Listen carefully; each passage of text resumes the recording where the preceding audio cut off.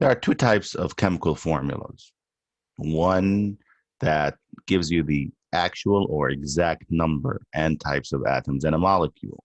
And we call this the molecular formula, most widely, of course, used.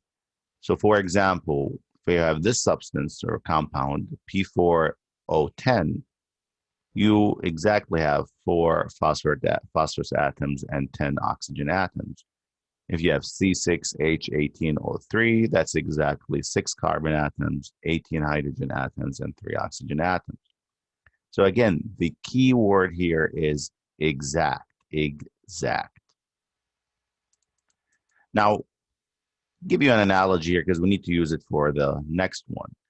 Next type is that if you have two boxes, one that has two red apples and two golden apples, you would say, yeah, box one has two red apples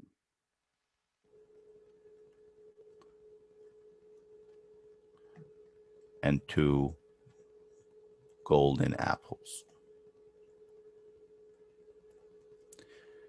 So it gives you exact. Now, box two would be now what? Double would be four red apples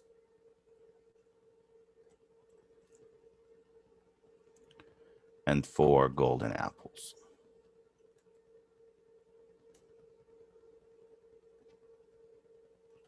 So that's exact, as well as here, exact.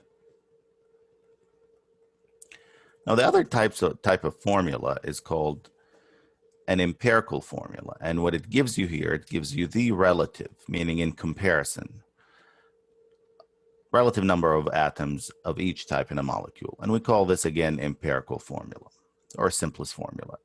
You should realize that the subscripts in the empirical formula are the smallest possible whole number ratios.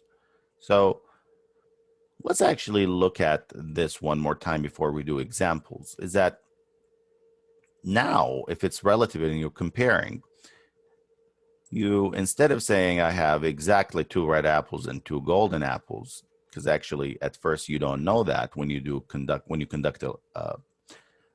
experiments, you say box two has twice as many red and golden apples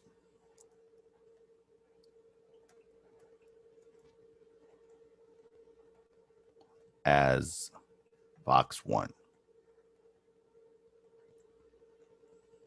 So box two has twice as many apples as box one.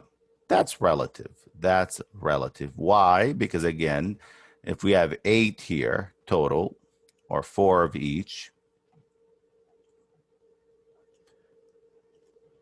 you know 4 to 2 is a ratio of 2 to 1, right? You have twice as many. So that's what empirical formulas are.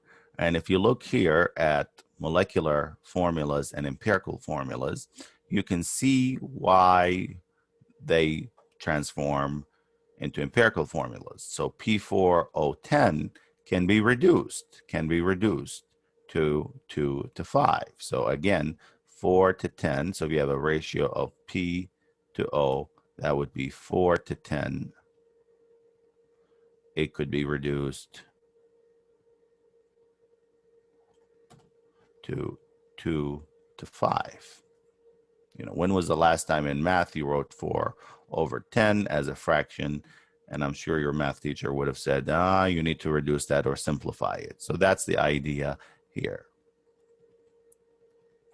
So if you have C10H22, again, you would reduce to C5H11.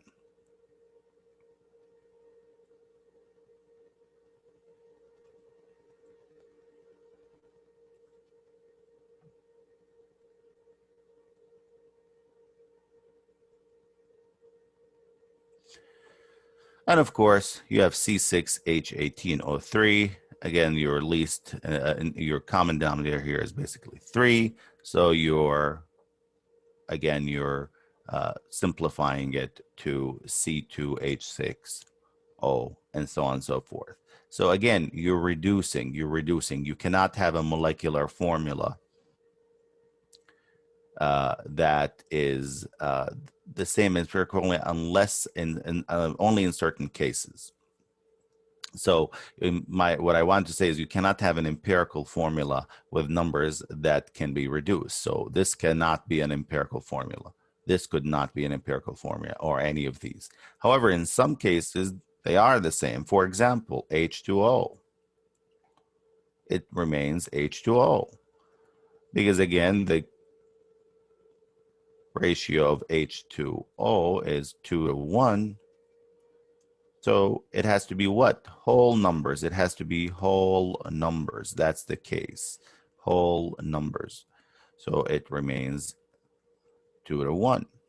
Can't have 1 to 1/2. That's not possible because we don't want the atoms to be half of them. So if you look down here, in the next video, we will work on some of these problems, and they require some steps. So have your calculator ready, and that will be explored in the next video.